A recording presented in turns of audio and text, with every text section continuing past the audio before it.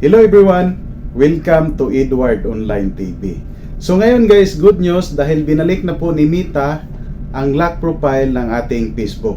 So dati kasi nung under na ni Mita ang Facebook, tinanggal niya ang profile lock. Pero ngayon binalik na niya. So malaga ito guys dahil ngayon sa ating panahon, marami pong nangahack ng ating Facebook.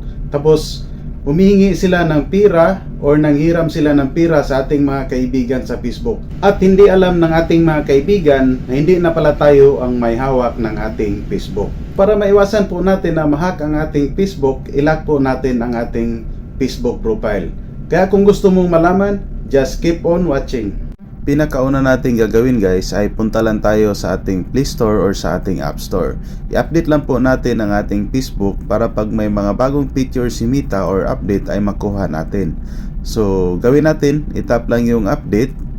And then kapag tapos ka na mag-update, open na po ang nakalagay.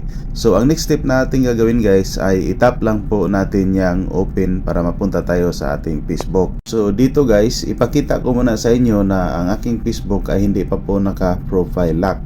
So itap ko lang yung tatlong dash dito sa taas. So ayan po guys, ang aking Facebook ay wala pa pong profile lock. Mamaya gagawin natin nakalock na po ang ating profile. So ibalik ko lang. Ngayon guys, start na tayo sa procedure sa pag-lock ng ating Facebook profile. So dito sa taas, meron pong tatlong dash sa may upper right corner. Itap lang po natin yan. So after mong matap yan, dito na po tayo. Ang next step ay itap natin ang settings and privacy. Din dito, itap natin ulit ang settings. So ngayon guys, scroll up lang po natin.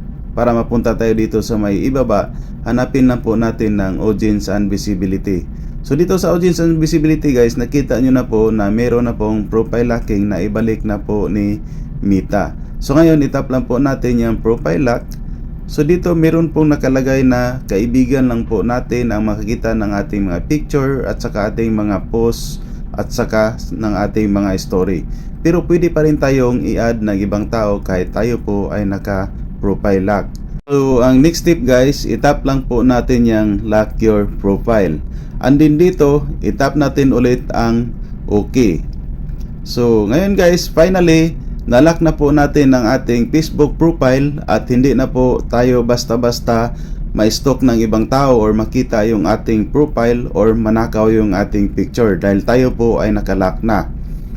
Ngayon guys, halimbawa kapag gusto mong ibalik sa normal or tanggalin mo yung lock profile, so ibalik ko lang sa ating Facebook menu and then itap mo yung tatlong dash dito sa taas and then tap mo ulit itong settings.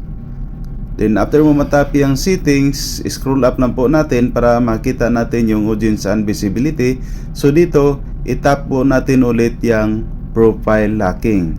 Then next step guys, dito sa may itaas, mayroon pong sign ng kandado or unlock na nakalagay. So yan po yung itap natin. And then pagkatapos nyan guys, mayroon pong unlock your profile na kulay blue dyan sa baba. Itap ulit natin yan. And then pagkatapos mong matap yan, itap mo ulit itong OK. So dito guys, naibalik na po natin sa normal ang ating Facebook account at natanggal na po natin ang lock profile. Pero suggest ko sa inyo guys na mag-lock kayo ng inyong profile para po safety ang ating Facebook account. So yun lang po guys, maraming salamat at kung may mga suggestion kayo or katanungan, huwag kalimutang i-comment sa baba. At kung bago ka lang sa channel ko, huwag kalimutang pindutin ang subscribe button. Isama mo na rin ang notification bell para lagi po kayong updated sa aking mga video. Thank you for watching and God bless.